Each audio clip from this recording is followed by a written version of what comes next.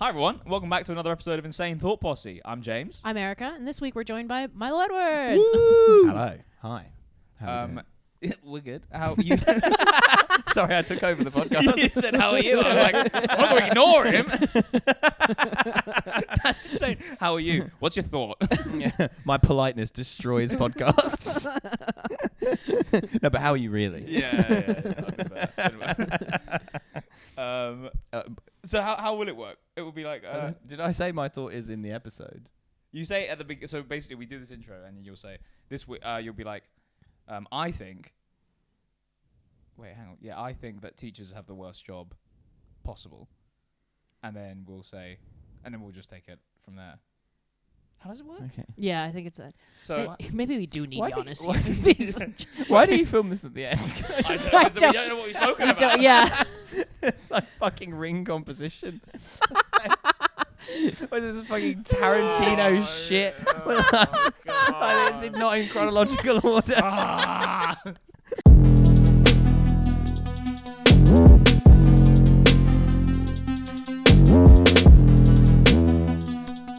My thought is, and I don't know if this is insane enough, but I went to a pantomime on Wednesday with some comedians that Joe Pasquale was in, because they were like, "Do you want to come and watch Joe Pasquale?" And I'm like, "Sure." And we went to a matinee performance, so it was all children there on school trips.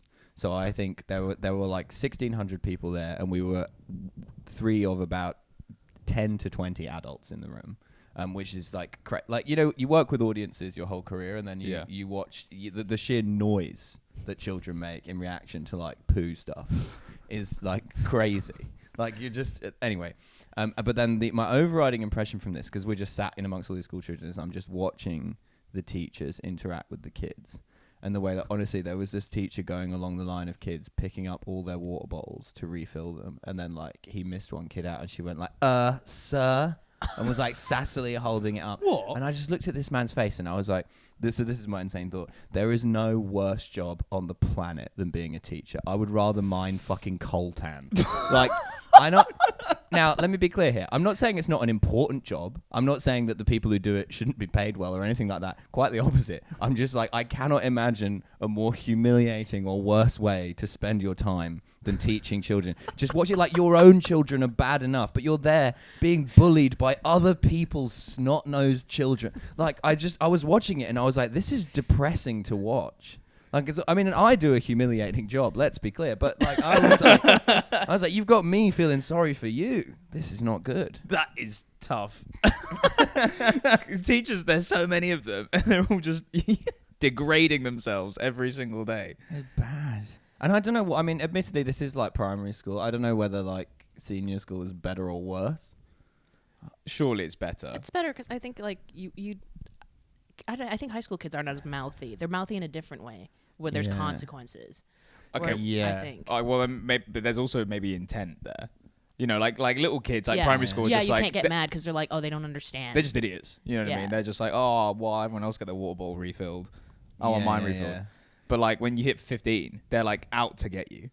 Like the kids are like trying to make your life miserable. Have you ever made a teacher cry? Not me personally, but I've been in the classroom when a teacher has cried. Yeah, same. Yeah.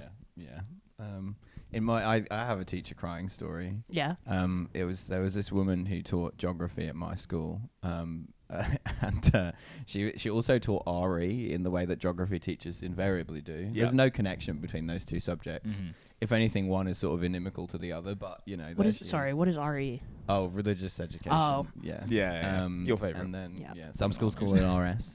But anyway, so we're there. I don't know if it was geography or RE. It doesn't matter. Both subjects are completely pointless. But that is kind of the link between them. They both involve a lot of colouring in. Yeah. Honestly, my RE homework used to be like, draw 4 Hindu gods.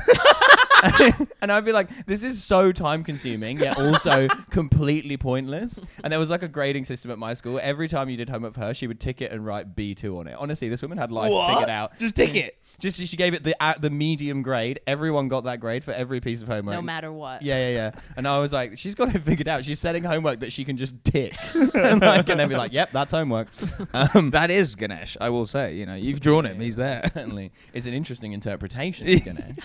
But that he's certainly there. That's a man with the head of an elephant. Sure. And she's trying to keep control of this class, and a guy who's a friend of mine, James Brady, he decided it would be funny to like goose step up and down the classroom and chant in this kind of like deep voice, "I'm the King of England." And he'd taken, that like corrugated cardboard border tape they used to have around the displays. He'd fashioned himself like a crown out of this. Incredible. And she's like on the edge. She's like, "James, sit down. Please sit down."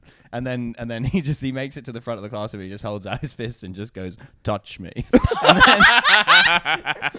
and then she throws him out of the class, and he yells, "I'll see you in court," before slamming the door behind him. And then she just breaks down in tears. And I've never seen a more absurd spectacle in my life. What year is this? Like, how old are you? This is like year 9. Year I guess. 9. Like losing control of a 13-year-old and then like breaking down in tears as a result is. It's like that's how on the brink these people are. Yeah. You know what I mean? They're not paid well. No. They're not paid enough. Not here. No way. No. No. I don't know if there's a country where they are paid well. It's like, it feels like the kind of thing that would be paid well in like Singapore or something. But you'd also be allowed to like beat the children. Yeah. And that's what makes it worthwhile. That's there are benefits. Yeah. At that point, it's like that's how we reclaim this. Like the job stops being degrading when you can hit back.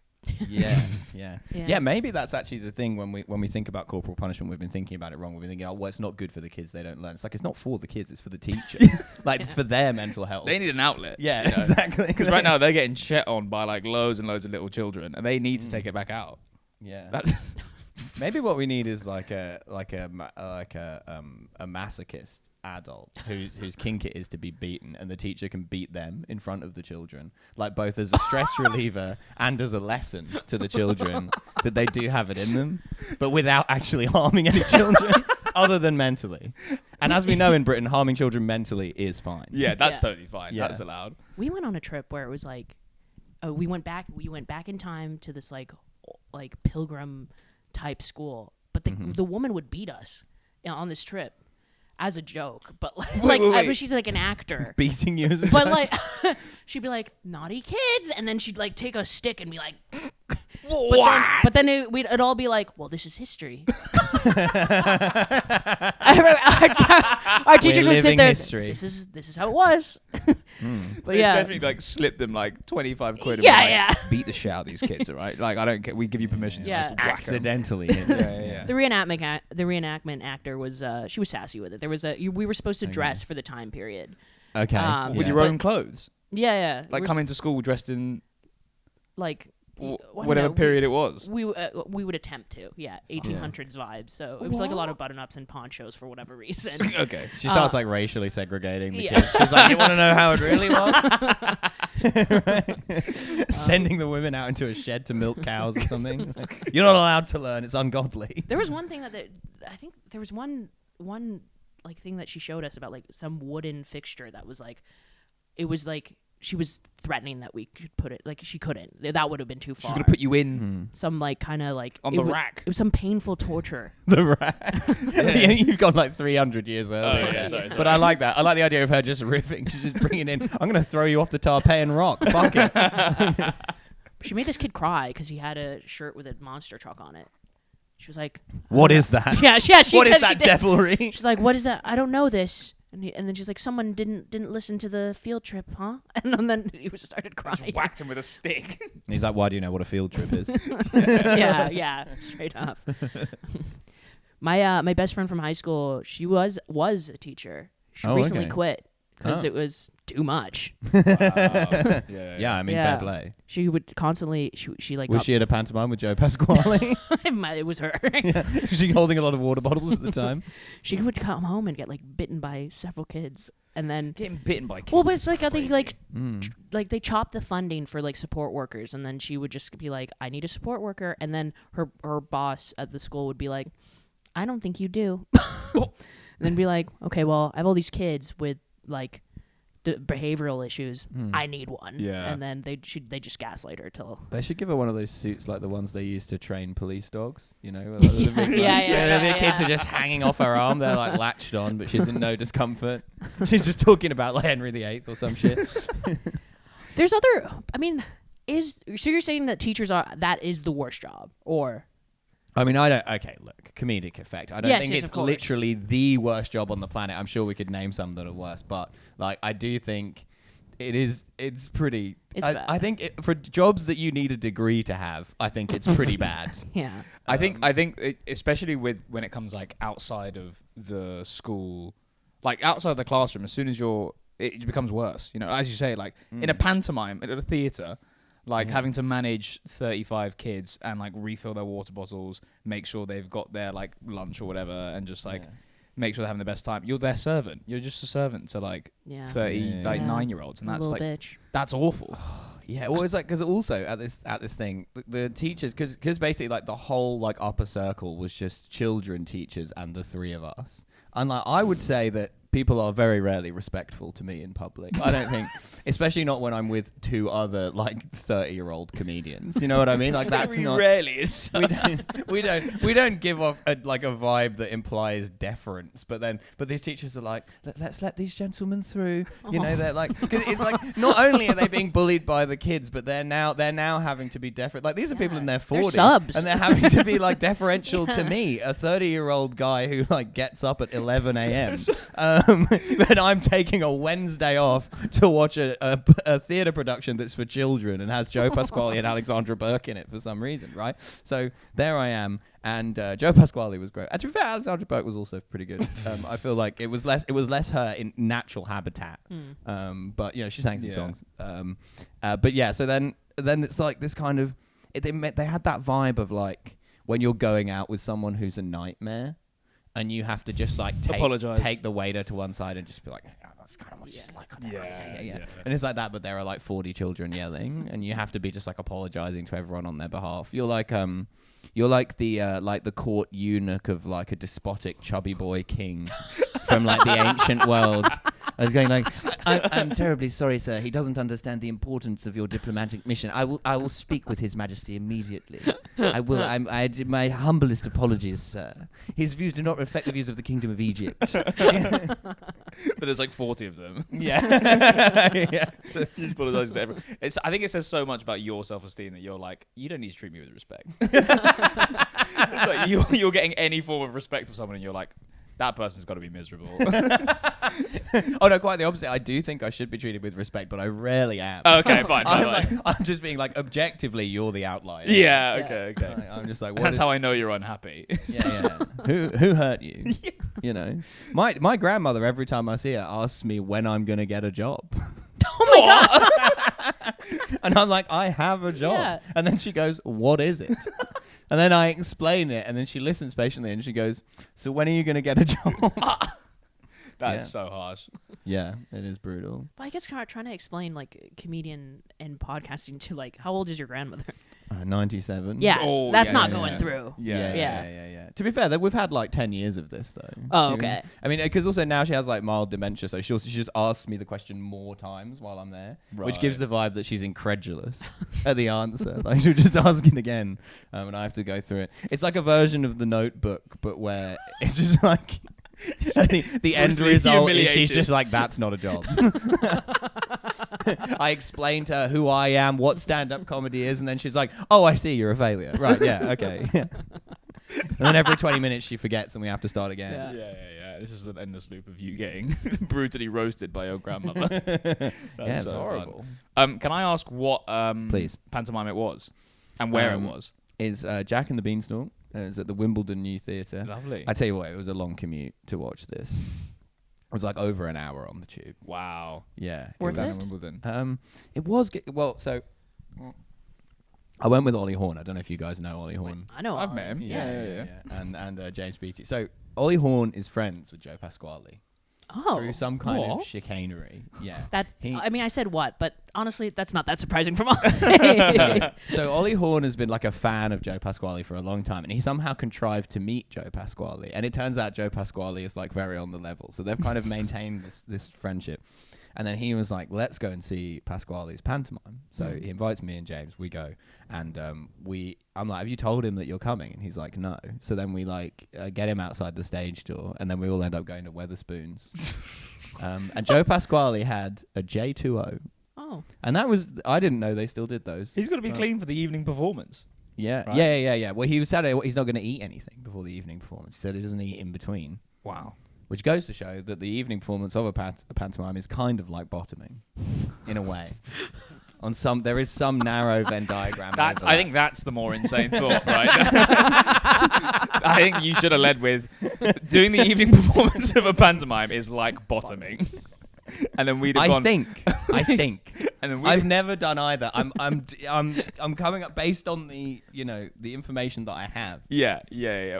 I couldn't argue for or against on that point. I'd be like, I also I guess. maybe. Yeah. Any other parallels? The beanstalk? I don't know. If only there'd ever been a gay man in a pantomime that we could ask. Sadly, it's an incredibly straight art form. Never in the history of pantomime. But Joe Pasquale, nice guy. Yeah. Nice to chat to. Very. Was he playing Jack? No, he was like the silly, the fool. Right. Yeah, the pantomime, the classic pantomime fool. Like Buttons or someone. Whoever. Yeah. He was called Silly Simon, which was Yeah. quite on the nose. Mm. He was carrying it. I'll be honest with you. Okay. The rest of the production was quite. They actually had quite high production values. Like they had a whole like big animatronic giant and stuff. Whoa! But it was quite a thin cast and an even thinner script. You couldn't really discern what the plot was, and it's Jack and the Beanstalk, so you feel like you know the plot. Yeah, you should, because But yeah, it was like things that were like vaguely plot, but none of it quite made sense, and then just like interstitial bits of Joe Pasquale coming on and like doing poo bum stuff for the kids, and then throwing out these lines for the adults that were getting nothing because there were no adults there. The teachers are also fucking depressed and tired to like make any connection But to I what was think being poo and said. bum stuff's funny for adults too. It can be. Yeah. Were you enjoying the poo and bum stuff? I was. But then some of the poo and bum stuff, like, the kids didn't get it because it still required an understanding that they didn't have. Like, there was one bit where he goes like, "Oh, I got abducted by aliens and they stuck a spout up my ass and poured hot chocolate inside me." And I said, Wait. That's not for the kids. and I said, "I'm not going to be treated like some kind of mug." Yeah. Very good. Yeah. But I think because the kids didn't have the second part of the reference. But point, is the imagery of getting like hot chocolate funneled into your ass not funny enough for like an 8-year-old? Because I'd be like, that's like unbelievably funny. Yeah, that is pretty funny. And you saw that man say those lines and then look to the teachers and be like, these teachers are in a worse position. They have a worse time of it. Yeah. So I think it's pretty humiliating. Oh, he's being well paid. Let's be clear here. That's why he knows what he's doing. Yeah. Fine. It is a brutal schedule though, like twice a day, 6 days a week for like a month and a half. Yeah. That's long. That's tough. Yeah, that is long. I've only been to one pantomime in my life. It was pre-pandemic, and I didn't get it. Yeah. It was a little bit complex. It was kind of a devised theatre, quite physical. Yeah. Everyone just kept yelling, and I was like, I didn't know I was supposed to do that too. Oh yeah. There's like Yeah. unwritten heckles that you kind of everyone Yeah. has to know, like all the time. Yeah. I went to the annual pantomime, which was the pretentious theatre pantomime. I watched it. Yeah, the pantomime waiting for Godot, where they're like, Godot's going to be here any minute, and they're like, oh no, he isn't. Yeah, God. that's great. I was on the National Theatre. Yeah. It's great. All the Wow. Guardian readers That were is down so there. highbrow. Jesus Christ. It's so funny because he's not actually coming, but they think he is. Yeah. I have a friend who's a teacher, and to be fair, some of the stories he has to come out with do feel like it's quite brutal. Like he's had to ban like so many words from his classroom. Just Skibbity? yeah, exactly. Oh. It's just nonsense. Like they come in and they call him like an NPC and say he's got like level 0 riz, and he's just like, what the fuck is going on? Like, how are you meant to deal with kids who are just like just spewing like nonsense at you, and they're all like laughing. It's like a big in joke, and you're just like, you're kind of aware of what's being said, but like, how are you meant to deal with it? You can't like come back at them with like, actually, you'll find my riz is level 100, because they'll just be like, You gotta call them like gooners. yeah, but that feels like it feels so counterproductive that you just have to like exist and be like, because you're so beneath them, right? They have the power. Yeah. How old are these kids? They're like 13. 13, Okay, 14. Yeah, so it was senior school age. Yeah, Well, yeah. I think this reminds me of the Hannibal Buress bit about how teenagers are very embarrassed about the fact that they masturbate, and the quickest way to crack them is to just bring it up, like to just be like, "Oh, you're gonna go jerk off? Yeah, is that what you're gonna do?" And then they just like, "No." Yeah, I think you can't do that as a teacher. You can't just be like, "You're all wankers." Like you can't be like, "Oh yeah, Jimmy, what, you gonna go home and wank again?" Like that, because that feels insane. Yeah, you're getting like fired. Sacked. 100%. Yeah. You're gonna go cry to your dad? Oh wait, he left. That He one left I think because you he can get doesn't away with. respect you or your mother. Yeah, it's so one way that it's just you're right. It's like you've got to be so subservient and be like, "Oh, sorry, Your Honor." Like, in the teacher that we made cry, someone had seen her leaving with her boyfriend, Oh, okay. who'd happened to be like a hairy man. They accuse him of having 0 riz. It was just Yeah. like, he's a werewolf boyfriend coming to pick you up again. And she was just like, what? Your werewolf boyfriend. Yeah, because he's just hairy. He's just a hairy man. We were 11. Yeah. This is like something out of Cosmo. Do you have a werewolf boyfriend? Do you see him only on full moons? Is he very hairy? And she just broke down. Obviously, she was like, Well, it's probably comments that she's gotten before from other people where it's like, yeah, oh, your boyfriend's a bit hairy, and she probably just brushed it off. Then kids are so honest yeah, that it probably hit her in a different way. yeah. Yeah, well, because also she was just like, "Can you pay attention?" And he was like, "Oh, it was your werewolf boyfriend?" It's like, and she, Good slam, to be fair. yeah, and she was like, "I didn't know anyone like had seen him or knew he existed." It's like getting doxxed by like a kid in your class, and you're just Yeah. like, "This is sinister and also humiliating, and the worst." So yeah, I think that is pretty. That's pretty. Teachers being a teacher would suck. Yeah, I remember a story in high school. Well, it's not a story. It's like something I witnessed. I like went to school with like a bunch of like rich international school kids, and like they would get like they'd have a condo to themselves, and their parents would buy them like a Corvette, and they'd drive to school in it. And this one guy, I don't know the kind of car it was quite silent, and then you'd go up right behind a teacher and then start revving the engine, and then this old man, Mr. Ballog, like would just be Mr. like, ah! Ballog. And then I felt so bad for him, and then like, yeah, all his shit, and he looked so angry. Yeah. He retired like the next year. Fuck. Wow. That is kind of brutal. Just Yeah. torturing an old man. Yeah, and all I think also like what also sucked about like my high school is like all the kids drove better cars than the teachers. That's so lame. Oh, yeah, that is Yeah. bad. Yeah. Yeah, we had When a a child has a better car Yeah. than you. kids had Lambos. Just all that. What? So all the like rich like Cantonese people all moved to like my hometown, Right. and then like there's loads of money. I forget that everyone like drives to school. Like I mean, does that happen in the UK as well? No, surely not. Kids just get the very bus, rarely. right? Yeah. Or So they- sixth formers maybe, but Yeah. like not. it's but in not- America, like when I watch American high school film, like they're all like pulling up in their cars, at, like Because you can drive at like 11. in the Yeah. US. It's like it's kind of crazy because they're so passionate about driving. Yeah, you're a loser if you don't get your license. Like Yeah. that's how it is. Yeah. Yeah. Well, that's actually why they're making abortion illegal in a lot of states is because the fetus can drive. Therefore, it is a person. yeah. Yeah. They're doing it's like traffic. There's just too much. It's like we're gonna cut down on this. Oh no, hang on, it's the other way around. Yeah. Sorry. the laws. Sorry, officer, I had a few milks tonight. So I'm a little bit woozy. Can't see over the dashboard. That's my main problem. Yeah, I can't think of another job where you're getting repeatedly humiliated by like people who shouldn't be able to. They can't legally do anything. You know what McDonald's workers. I think they get yelled at a lot. Yeah, they're kind of sassy though, McDonald's workers, because they can give it back. They're like Yeah. allowed to. You Yeah. you can definitely just be like, shut the fuck up, like as a McDonald's worker. You don't. It's not like Don't make me get the clown out here. You won't like it if I have to get the clown. Do you want Grimace to fuck you? Because I'll get him. But if I open that door, no one can put him back in. Are we talking about the McDonald's worker or the teacher here? I'm so confused. Both. I mean, it would be an effective strategy Yeah. for the teacher. I'll get these just like gonna threatening children, like the way like, I'll go and get the clown. Hand on the doorknob. Do you want me to get the clown? He's here. Yeah. You know he lives here. Oh, he's here. He spent all day slaughtering cows for his restaurant chain. Just like an alter ego. They like leave the room, they come back with just like face of makeup. Like, I'm here. Fucking teacher who goes to Goliath to learn to do scary Ronald McDonald to terrify the children. A racist Frenchman taught me how to do this to scare you.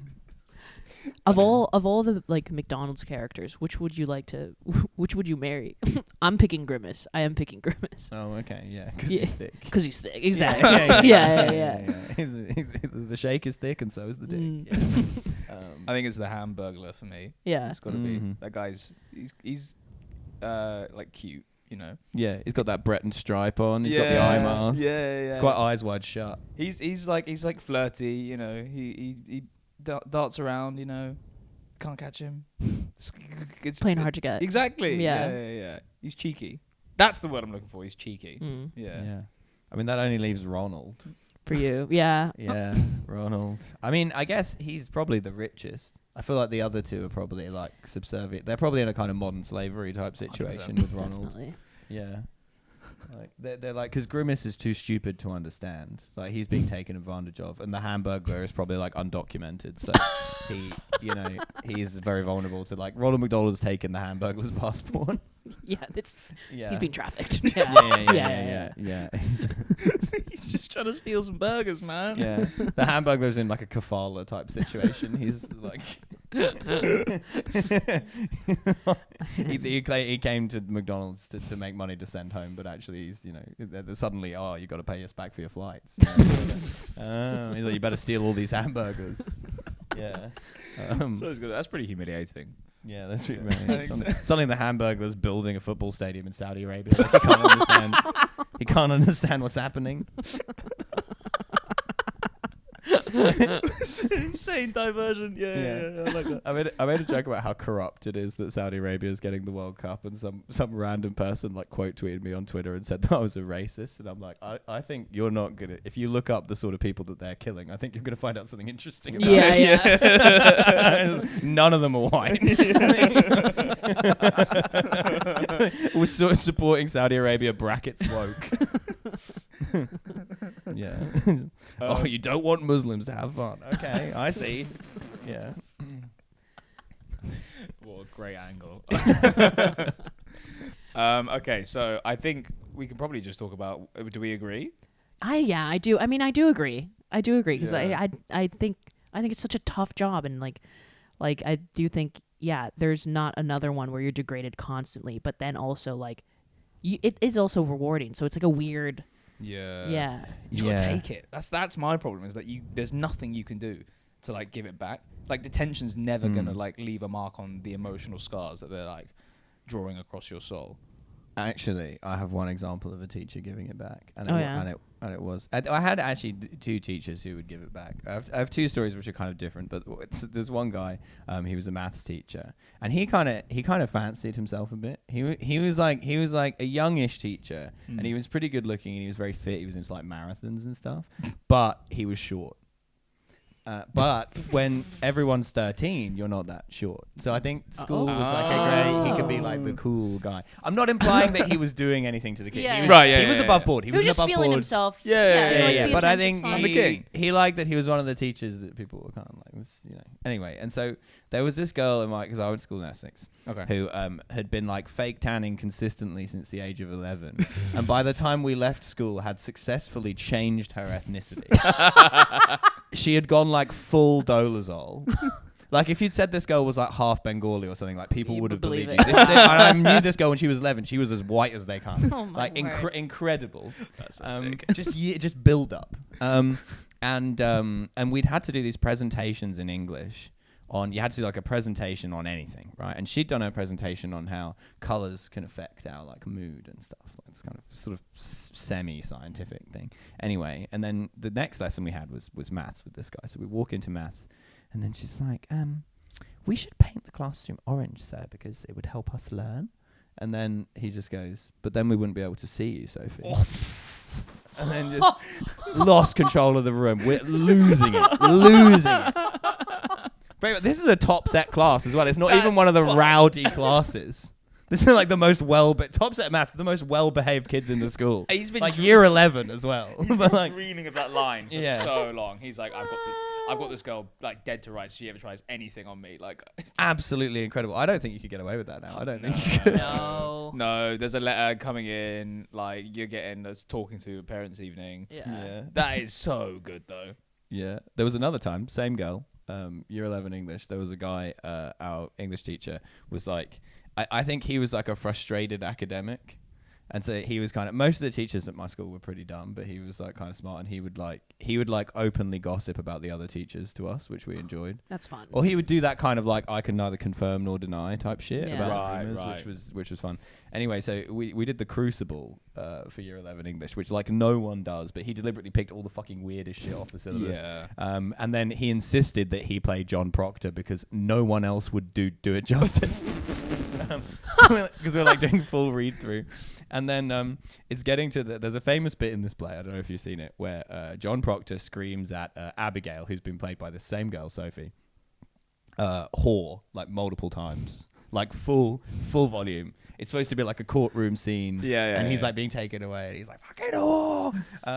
And he's doing it. He's going full guns, like in her face. And then at this point, the headmaster opens the door and he's showing some prospective parents around the school. And like, I notice it before the teacher clocks it. He opens the door and he goes, this is our year 11 English classroom. And then I see his head crane around and see him going, oh, in this girl's face. And he goes, maybe some other time.